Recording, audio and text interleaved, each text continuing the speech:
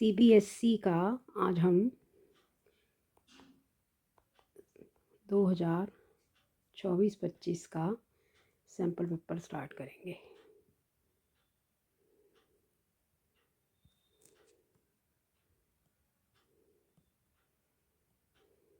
Question number first, section A start करेंगे। इसमें आपके 5 सेक्शन हैं, A B C D E.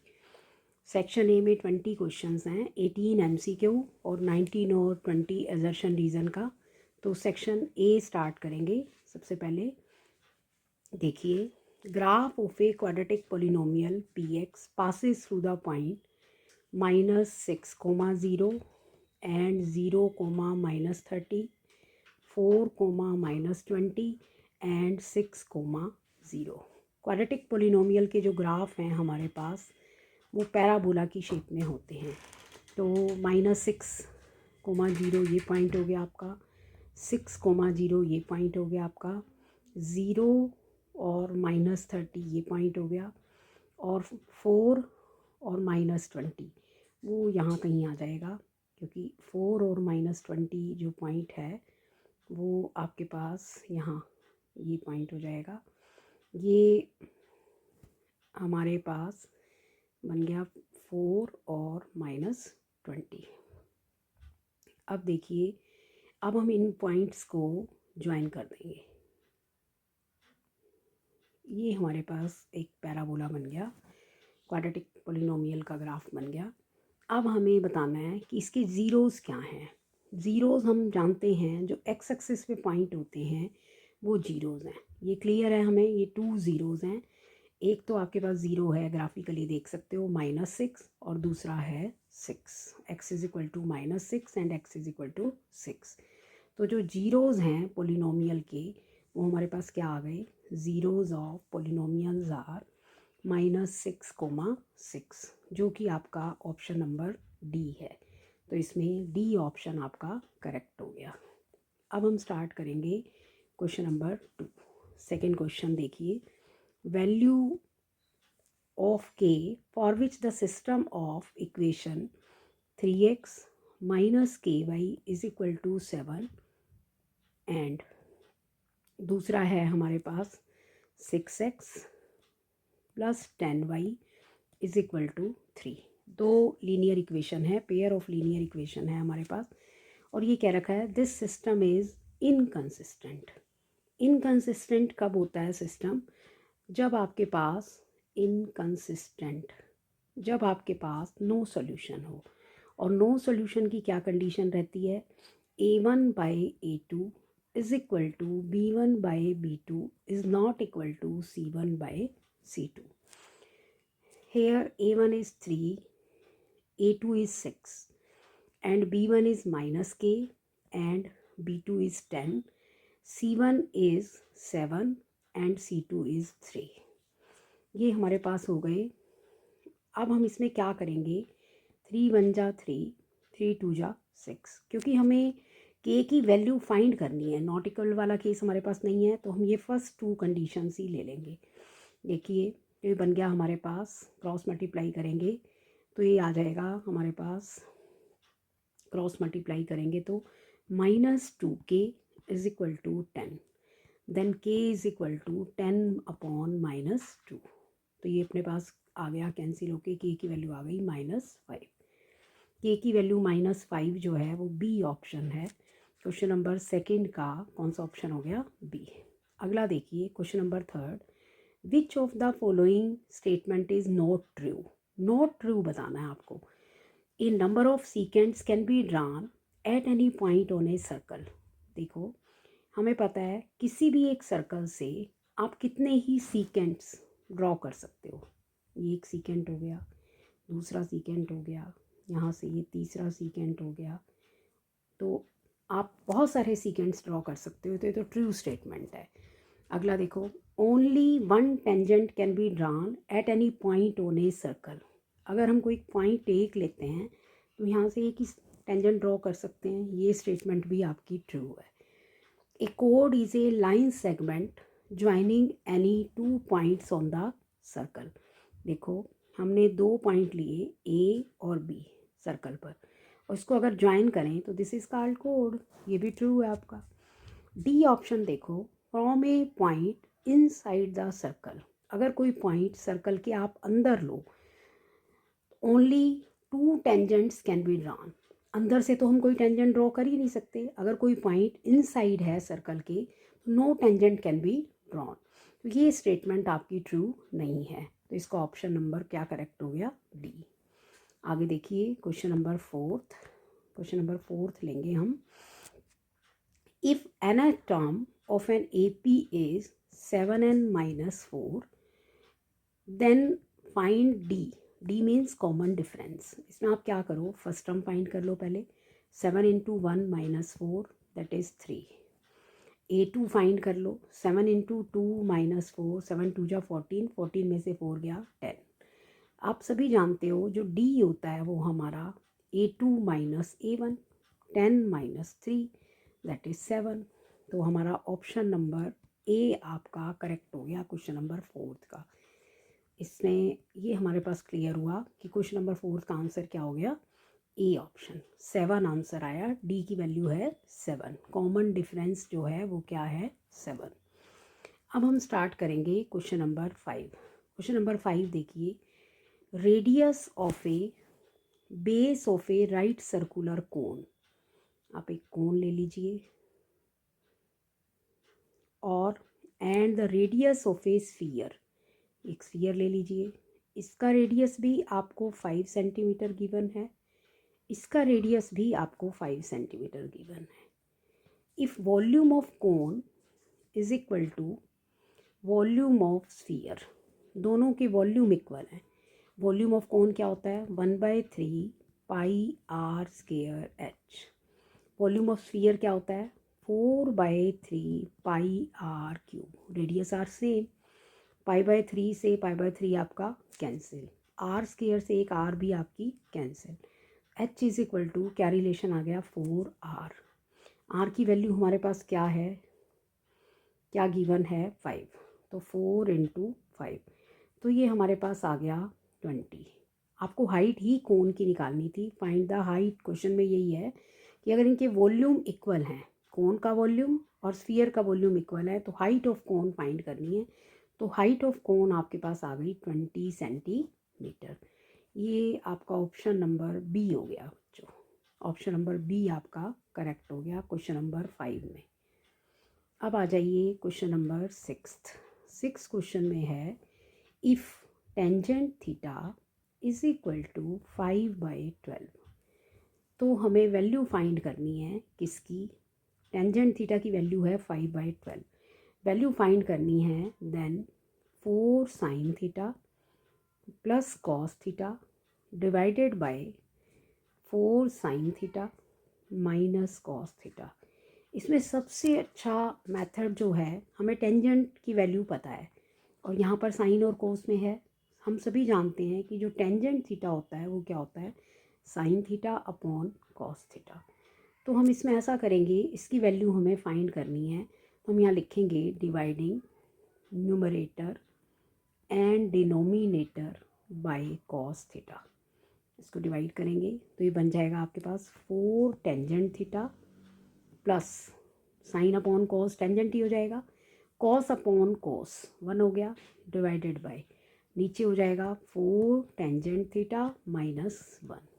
Tangent theta की वैल्यू आपको गिवन है, वैल्यू पुट कर लीजिए 5/12 प्लस 1, यहाँ भी कर लीजिए 4 इंटू, ये आपके पास हो जाएगा 5/12 माइनस 1। तो ये बन गया 4 3 ज़ा 12, 4 3 ज़ा 12। इसका एलसीएम ले लेते हैं, ये हमारे पास आ जाएगा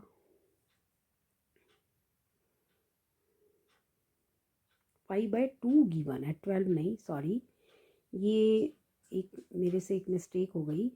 इसमें आपके पास ये गिवन है 5/2।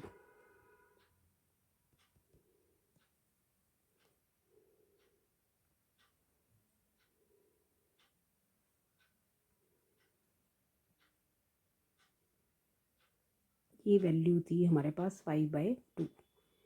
जो टेंजेंट थीटा की वैल्यू गिवन है वो 12 की बजाय 2 गिवन है। तो यहाँ भी हम इरेज कर लेते हैं, यहाँ भी इरेज कर लीजिए। तो ये वैल्यू है हमारे पास 5/2 और ये वैल्यू है 5/2। 2 2 जा 4, इधर भी 2 2 जा 4, 5 2 जा 10, 10 + 1 हो गया 11 और 10 - 1 हो गया 9। 11/9 इसका करेक्ट आंसर है, करेक्ट ऑप्शन हो गया ए। ये हमारा क्वेश्चन नंबर 6 हो गया। क्वेश्चन नंबर 7 देखिए। क्वेश्चन नंबर 7 में हमें एक फिगर गिवन है। इन द गिवन फिगर क्या गिवन है हमें कि a tangent has been drawn at a point P. यहाँ पर एक पी पॉइंट पर एक टेंजेंट ड्रॉ किया गया है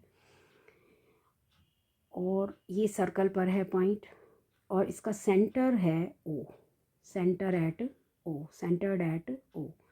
एंगल टी पी क्यू, ये टेंजेंट जो है टी पी है और क्यू एक पॉइंट यहाँ है हमारे पास।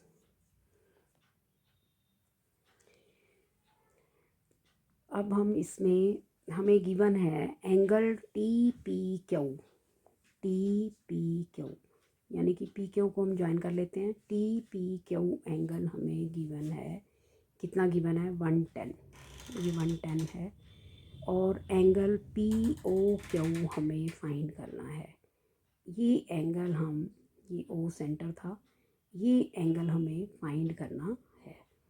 अब देखिए ये एंगल हम पी ओ क्यू जो सेंटर पर ये कोड बना रही है, ये एंगल हम फाइंड करना चाहते हैं। तो ये कैसे फाइंड किया जाएगा एंगल पी ओ क्यू? ये एंगल के लिए एक काम करते हैं हम। यहाँ देखिए अगर ये हमारे पास 110 है तो ये एंगल कितने का हो जाएगा 70, क्योंकि ये लीनियर पेयर है, स्ट्रेट लाइन है ये। तो अगर ये एंगल हमारा 70 है और हम जानते हैं ये रेडियस है, रेडियस टेंजेंट लाइन पर क्या होती है परपेंडिकुलर। ये कंप्लीट एंगल कितने का है 90। अब देखो तो ये जो हमारा ये छोटा एंगल है ये वाला, ये एंगल कितने का हो गया 20। ये 20 है तो ये वाला एंगल भी कितने का हो जाएगा 20, क्योंकि ये भी रेडियस है। हमें पता है कि अगर टू साइड्स इक्वल हैं, angle opposite to equal sides are equal, ये एंगल 20 तो ये एंगल भी कितने का हो जाएगा 20। तो हमें ये वाला एंगल फाइंड करना है। तो ये ट्राइंगल सम प्रॉपर्टी से एंगल पी ओ क्यू क्या आ जाएगा 180 - 20 - 20, that is 180 - 40, that is 140 degree. तो ये हमारा एंगल आ गया 140 डिग्री। कौन सा ऑप्शन है 140 डिग्री? सी ऑप्शन है। क्वेश्चन नंबर 7 का सी ऑप्शन आपका करेक्ट है। अब आगे आ जाइए, क्वेश्चन नंबर स्टार्ट करेंगे हम 8th। एक क्वाड्रेटिक पोलिनोमियल बनाना है हमें जिसके ज़ीरोज़ गिवन हैं। एक अल्फ़ा हो गया और दूसरा बीटा। अल्फ़ा है हमारे पास -√5/2, बीटा है हमारे पास √5/2। तो आपको क्वाड्रेटिक पोलिनोमियल बनाना है। क्या फॉर्मूला रहेगा x² - sx + p। देखो इसके लिए हम क्या करेंगे, क्वाड्रेटिक पोलिनोमियल के लिए सम ऑफ जीरोज़ s हो गया, प्रोडक्ट ऑफ जीरोज़ p हो गया।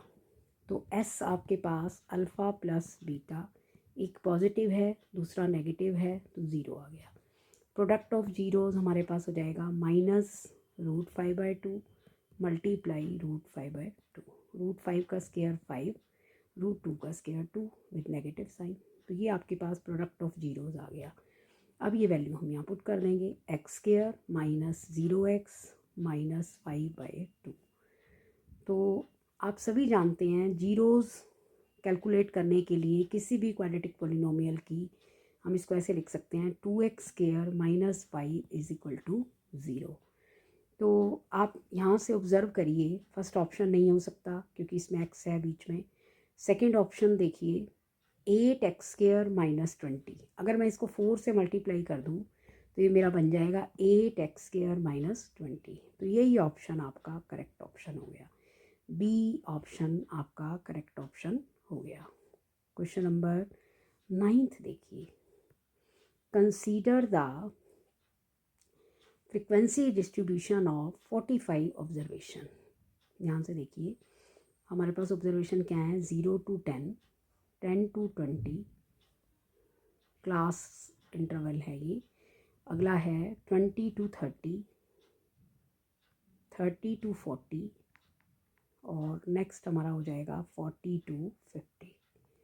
ध्यान से देखिए, और हमें फ्रिक्वेंसी भी दे रखी है। फ्रिक्वेंसी क्या है, 5, 9, 15, 10 एंड 6। टोटल ऑब्जर्वेशन हमारे पास 45 है।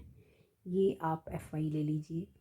आपको क्या रखा है, upper limit of median class find करनी है। Upper limit of median class. Median के लिए हमें क्या फाइंड आउट करना होता है, CF क्यूमुलेटिव फ्रिक्वेंसी।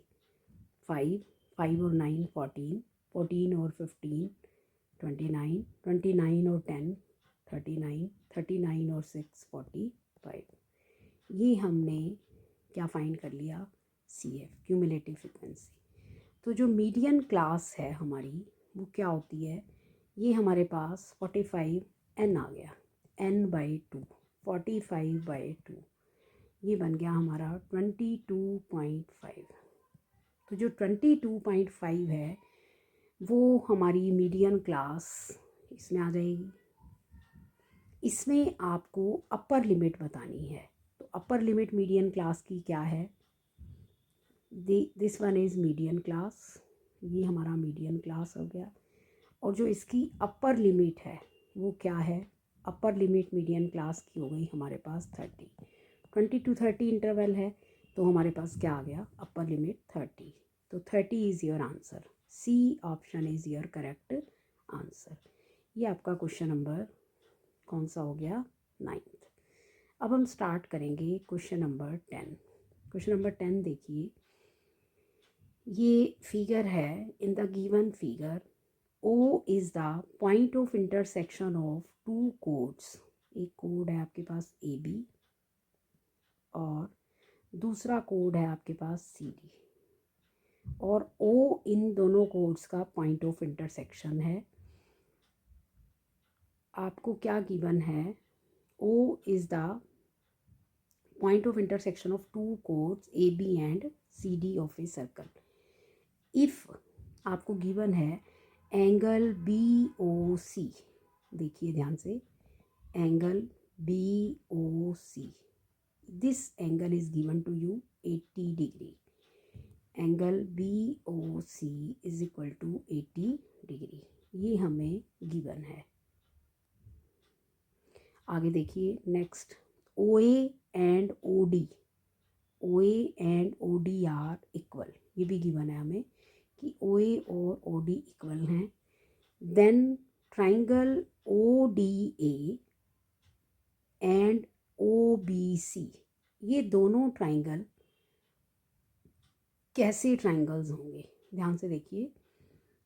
इसमें आपको ये एंगल गिवन था BOC, और अगर और साथ में ये गिवन है OA और OD इक्वल हैं, तो आप OA and OD are equal, then triangle ODA and OBC are equilateral and similar. Equilateral तो नहीं हो सकती है ट्राइंगल। देखो ये एंगल भी कितने का हो जाएगा, 80, किससे, वर्टिकल अपोजिट एंगल से। AOD एंगल भी क्या हो जाएगा, 80। इसमें एक चीज़ ऑब्जर्व करिए आप, ये हमें गिवन है कि this one and this one are equal. अगर ये हमारे पास इक्वल हैं तो ये ट्राइंगल आइसोसेल्स हो गया। इतना हमें क्लियर है कि triangle ODA is isosceles triangle. It means आप ये कह सकते हैं कि अगर ये आइसोसेल ट्राइंगल है तो ये एंगल और ये एंगल इक्वल हो जाएंगे, क्योंकि ये हमें गिवन है कि अगर साइड्स इक्वल हैं तो उनके अपोजिट एंगल्स भी इक्वल। से दिस वन इज़, इस एंगल को हम X ले लेते हैं, इसको भी क्या ले लेते हैं x। तो ये ट्राइंगल AOD में बाय ट्राइंगल सम प्रॉपर्टी से 80 plus x is equal to 180, 2x is equal to 180 minus 80, then 2x is equal to 100, then x is equal to 50। अब ये हमें क्लियर है कि ये एंगल 50 है, ये एंगल भी 50 है। अब हमें ये मालूम है कि angle in the same segment, इसको कौन सी आर्क बना रही है, AC आर्क, और इसको भी कौन सी आर्क बनाएगी, AC आर्क। तो ये एंगल भी हमारे पास कितने का आ जाएगा, 50। ये 50 है तो इसको BD आर्क बना रही है इधर, ये एंगल भी कितने का हो जाएगा, 50। ट्राइंगल सम प्रॉपर्टी से भी ये एंगल 50 हो जाएगा। तो आप यहाँ ऑब्जर्व करिए कि ये आइसोसेल्स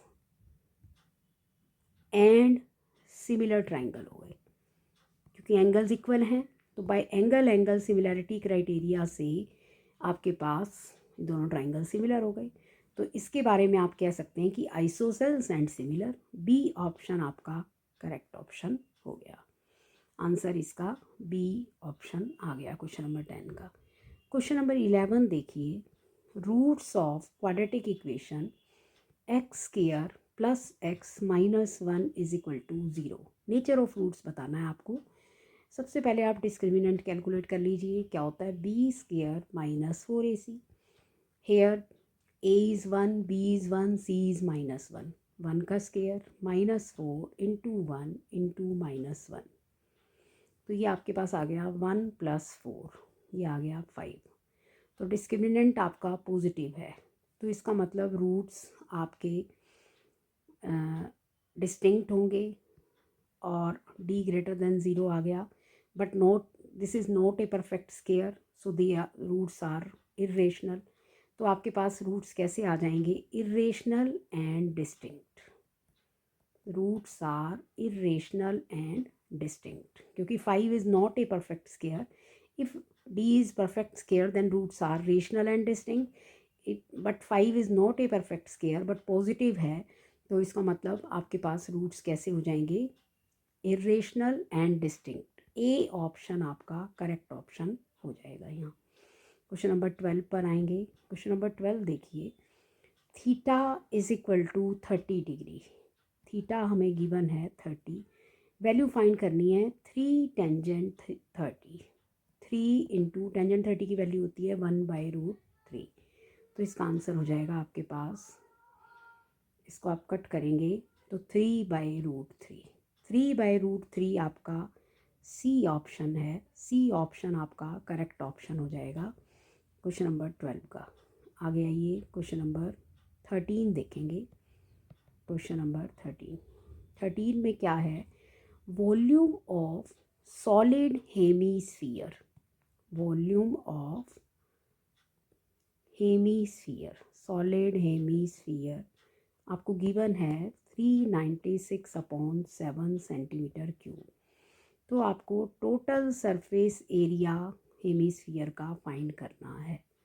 ध्यान से देखिए, वॉल्यूम का क्या फॉर्मूला होता है हेमीस्फीयर का, 2/3πr³ इज इक्वल टू 396/7। ध्यान से देखिए, यहाँ से हम रेडियस फाइंड कर सकते हैं, 2/3 into 22/7 into r³ is equal to 396/7।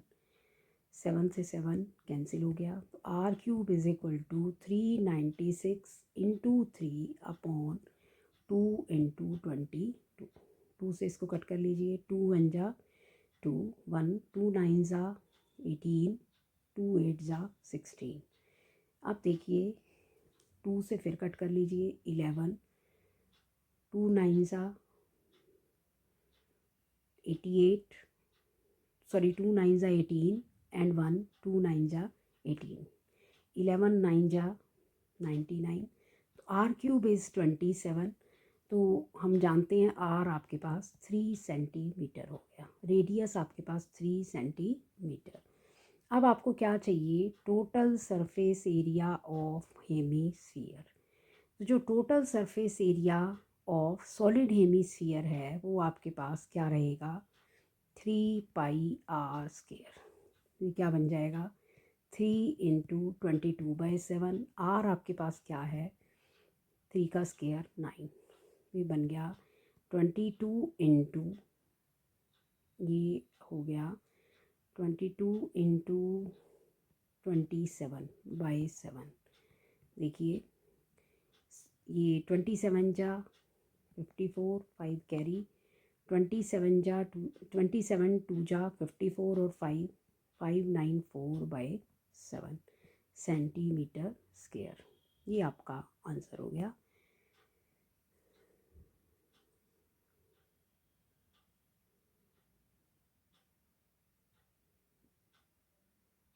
Total surface area of solid hemisphere. आगे देखिए क्वेश्चन नंबर 14। इन ए बैग कंटेन्स कितनी बॉल्स हैं 24 बॉल्स।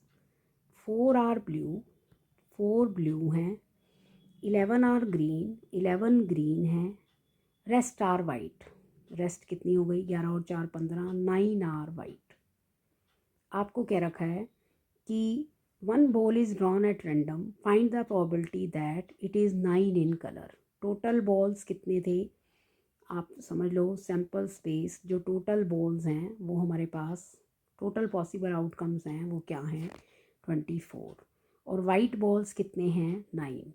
तो जो प्रोबेबिलिटी है वाइट बॉल की प्रोबेबिलिटी ऑफ हमें क्या फाइंड करना है वाइट बॉल क्या बन जाएगी favourable outcomes upon total outcomes. तो ये आपके पास आ जाएगा टोटल आउटकम्स आपके पास 24 हैं फेवरेबल 9 है तो 9/24। 3 3 ज़ा 9 3 8 ज़ा 24। 3/8 is your answer. B option is your answer. ये आपका क्वेश्चन नंबर 14 भी कंप्लीट हुआ। अब हम देखेंगे क्वेश्चन नंबर 15। क्वेश्चन नंबर 15 देखिए point on X axis which is nearest to the point -4 and -5। देखिए एक्स भी नेगेटिव है आपका और वाई भी नेगेटिव है तो इसका मतलब ये पॉइंट आपका यहाँ लाई करेगा -4 एंड -5। ध्यान से देखिए तो आपको नियरेस्ट पॉइंट फाइंड करना है जो एक्स एक्सिस पर हो। Nearest point on X axis इस पॉइंट से आप ध्यान से देखिए ये जो नियरेस्ट पॉइंट है इस पॉइंट से ये आपका पॉइंट रहेगा -4,0। ये आपका ओरिजिन हो जाएगा और एक पॉइंट आपको गिवन है -5 और 0 यहाँ हो जाएगा ये और एक पॉइंट गिवन है √41 और 0। √41 जो है वो हमारा लगभग 6 पॉइंट समथिंग आएगा 6.5 के आसपास वो यहाँ आएगा आपका पॉजिटिव इधर। तो ये डिस्टेंस देखिए ये डिस्टेंस हो गया ये डिस्टेंस हो गया ये डिस्टेंस हो गया। जो नियरेस्ट डिस्टेंस है आपका वो ये डिस्टेंस है। तो इसका मतलब आप ये कह सकते हो कि point on X axis is -4,0। ये आपका नियरेस्ट पॉइंट है। Nearest point on X axis यही डिस्टेंस आपका मिनिमम डिस्टेंस होगा। ये हमने यहाँ फाइंड कर लिया -4,0। आगे देखिए क्वेश्चन नंबर 16 में क्या है विच of the following gives the middle most observation of the data. Middle most observation से हमें क्या मिलता है मिडल मोस्ट n/2 टर्म होती है जो मिडल मोस्ट ऑब्जर्वेशन से हम क्या फाइंड करते हैं median. Middle most observation position को इंडिकेट कर रहा है उससे हम क्या फाइंड करते हैं बच्चों मीडियन। ये हमारा 16th क्वेश्चन में मीडियन आएगा आंसर। ए ऑप्शन करेक्ट है और इधर ये बी ऑप्शन था। नेक्स्ट देखिए question number 17। A point on X axis एक पॉइंट हमें फाइंड करना है एक्स एक्सिस पे नहीं सॉरी हाँ एक्स एक्सिस ठीक है 17th में भी यही है। Point on X axis divide the line segment A point है 2, -3 बी पॉइंट है आपके पास क्या गिवन है बी पॉइंट 5,6 और रेशो गिवन है 1:2। ध्यान से देखिए, 5 बन जा, सेक्शन फॉर्मूला लगा दीजिए, 1 × 5 और 2 × 2। देखिए ये हमारे पास हो जाएगा 5 × 1 + 2 × 2 डिवाइडेड बाय 1 + 2 कोमा 6 1 जा 6 -6/3। तो ये पॉइंट हो गया हमारे पास, जो यहाँ एक्स एक्सिस पे जो पॉइंट है C। 5 1 जा 5, 5 + 4/3 और 6 - 6 0/3, 5 4 जा 9, 9/3 3, 3,0। पॉइंट आ गया आपके पास 3,0। जो एक्स एक्सिस पे पॉइंट लाई कर रहा है ये आ गया C ऑप्शन आपका करेक्ट ऑप्शन हो गया। अब देखिए क्वेश्चन नंबर 18 क्वेश्चन में है a card is drawn from a well shuffled deck of playing cards. तो टोटल कार्ड्स कितने हैं हमारे पास? 52। प्रोबेबिलिटी ऑफ गेटिंग कितने कार्ड हैं? Red face card. क्या चाहिए हमें? Red face cards. Red face cards के लिए 12 हमारे पास टोटल फेस कार्ड होते हैं, आधे रेड आधे ब्लैक। तो रेड फेस कार्ड कितने हो गए? 6/52। कैंसिल आउट कर लीजिए, 2 3 जा 6, 3/26। ये आपका क्वेश्चन नंबर 18 भी कंप्लीट हो गया। अब एजर्शन रीज़न के 2 क्वेश्चन हैं, MCQs आपके कंप्लीट हुए। एजर्शन रीज़न देखिए क्वेश्चन नंबर 19। क्वेश्चन नंबर 19 में हमारे पास है, ये हमें क्लियर है कि असर्शन और रीज़न दोनों ट्रू हो और आर उसकी सही एक्सप्लेनेशन हो तो ए ऑप्शन आएगा। अगर असर्शन और रीज़न दोनों ट्रू हो लेकिन आर उसकी करेक्ट एक्सप्लेनेशन ना हो असर्शन की तो बी ऑप्शन आएगा। असर्शन तो ट्रू हो लेकिन रीज़न फॉल्स हो तो सी ऑप्शन आएगा। असर्शन फॉल्स हो रीज़न ट्रू हो तो डी ऑप्शन आएगा।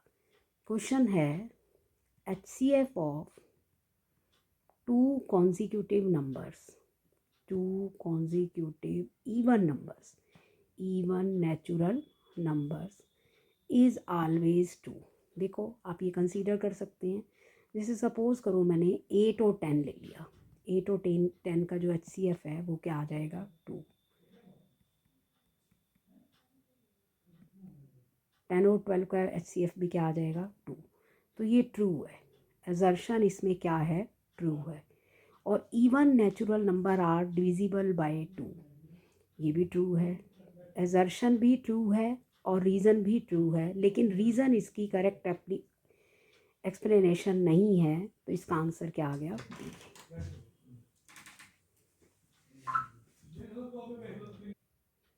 क्वेश्चन नंबर 20 स्टार्ट करेंगे।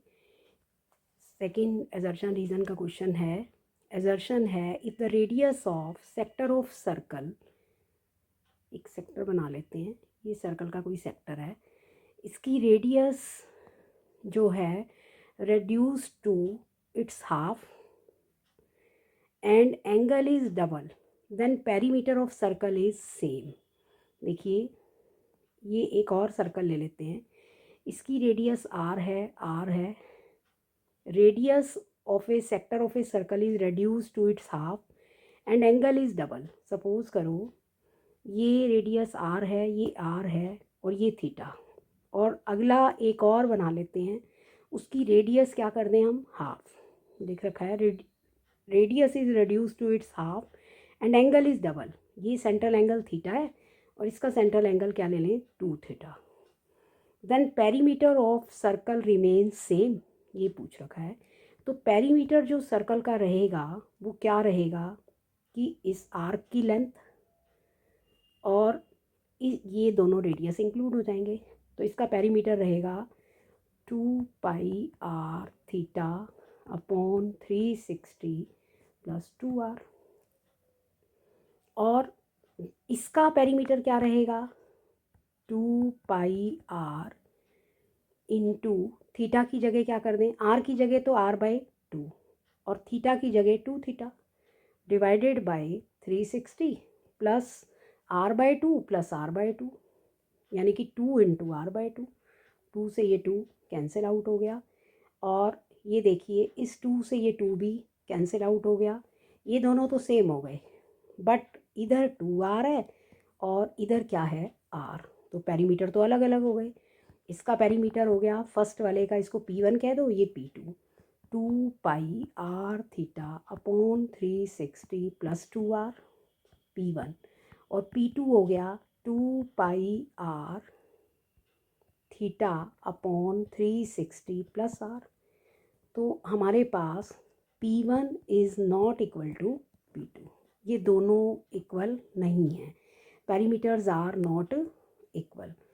तो एजर्शन आपका फॉल्स हो गया, एजर्शन क्या हो गया, फॉल्स। और रीज़न में लिखा है कि length of arc subtending angle theta at the centre of circle of radius R is pi R theta upon 180। 2 से मल्टीप्लाई कर दीजिए तो वही आ गया 2 पाई आर थीटा अपॉन 360। ये ट्रू है, यानी कि असर्शन फॉल्स है और रीज़न जो है वो ट्रू है। तो इसका ऑप्शन नंबर क्या हो गया, डी। तो ये कंप्लीट हुआ आपका सेक्शन ए। सेक्शन ए आपका कंप्लीट हुआ। सेक्शन बी और सी हम नेक्स्ट वीडियो में करेंगे। Thank you.